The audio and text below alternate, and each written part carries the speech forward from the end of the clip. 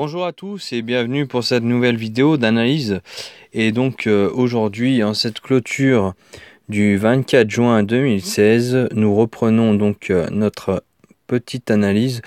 Donc comme nous nous étions arrêtés, donc nous avions bien eu la consolidation que je pressentais.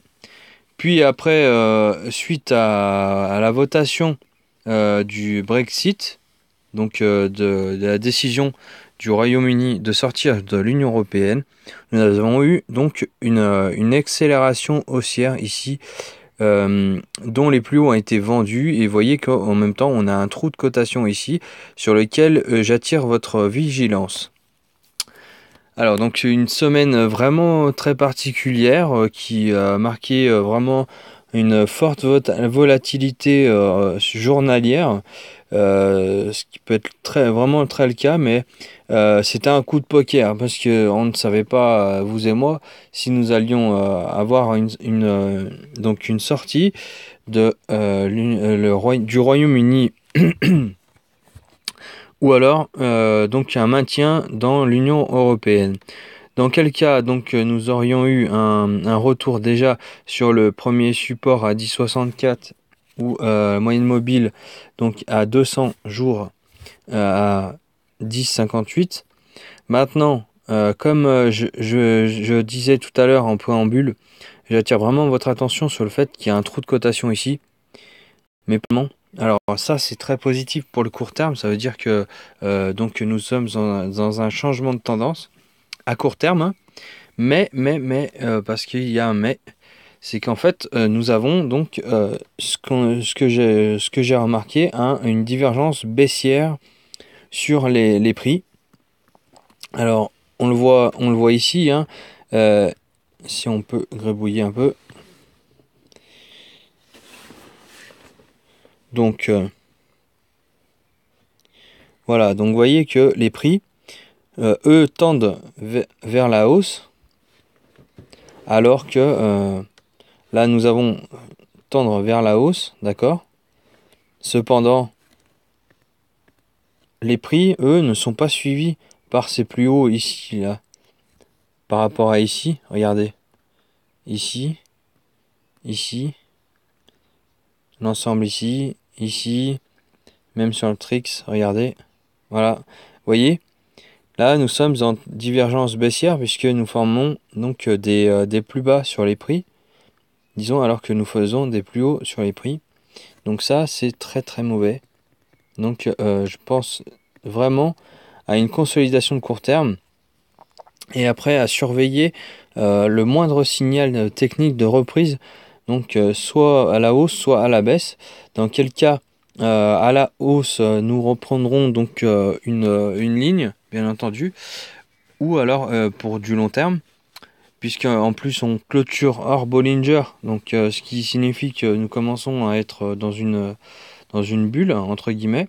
Puis là on flirte le suracheté, donc là c'est très très disons que dans cette configuration là c'est pas le plus optimal pour rentrer tout de suite. Maintenant si on regarde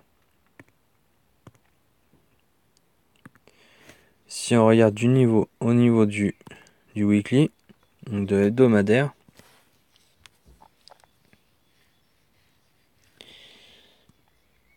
Demain, donc là, nous avions eu donc un drapeau, vous voyez, donc dans lequel nous étions ancrés. Et puis donc on regarde donc 11,64 et puis là donc à peu près de 1, donc avec une cassure. Donc si on passe, voilà, donc à peu près 11,25. Et regardez, on a dépassé largement les prévisions puisque nous sommes clôturés au-dessus.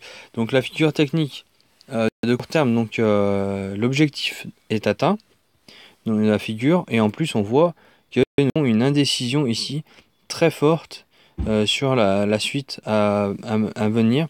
Donc je n'exclus pas un retour donc sur la moyenne mobile à 20 semaines ici à 11,64 ou 1116 euros.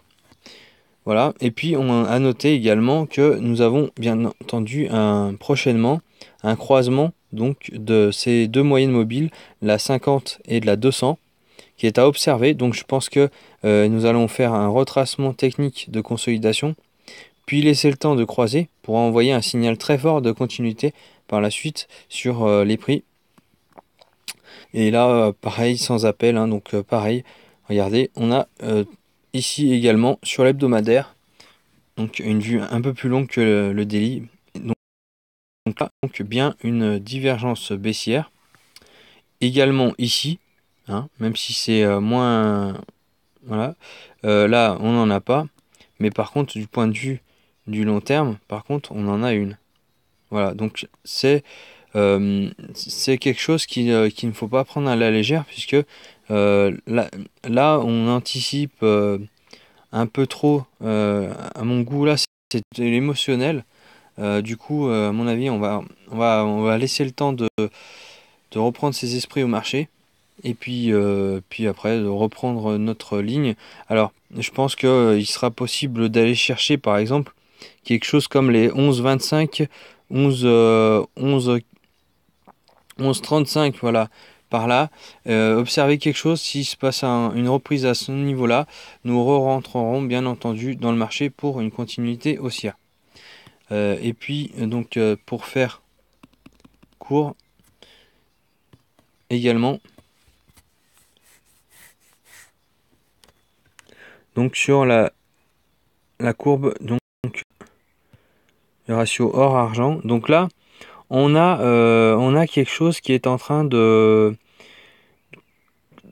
je sais pas, en fait, on a une invalidation de l'ETI, mais par contre, on a quelque chose comme un double top, enfin un double bottom, pardon, donc un double bouton appuyé, donc c'est-à-dire que là, nous creusons, donc en plus larvé avec une indécision, vous voyez. Donc là, je pense qu'on va on va les combler le trou de cotation comme j'avais dit, mais je pense pas qu'on aille chercher les 86 du coup.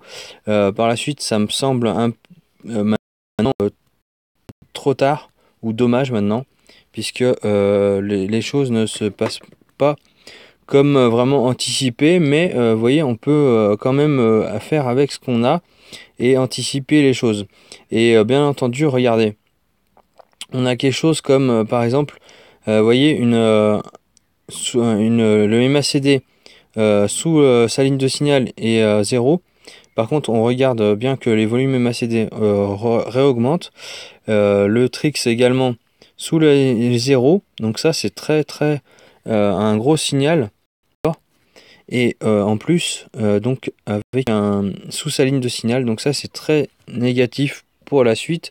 Et puis en plus, donc on voit un récit qui peine sous les 50, qui bute un peu sur la tendance haussière. Et puis on observe très bien que la moyenne mobile à 20 jours, à 20 semaines, pardon, s'est aplati et puis maintenant décroît. Donc là, maintenant, nous sommes entrés en tendance baissière. Donc je pense qu'on va les clôturer. Donc dans la foulée, avec la forte volatilité des prochains jours, ce trou de cotation, de même que sur le gold. Et puis donc on va prendre position pour le long terme. Voilà, sur ce, bonne semaine, bon trade, à bientôt. Salut.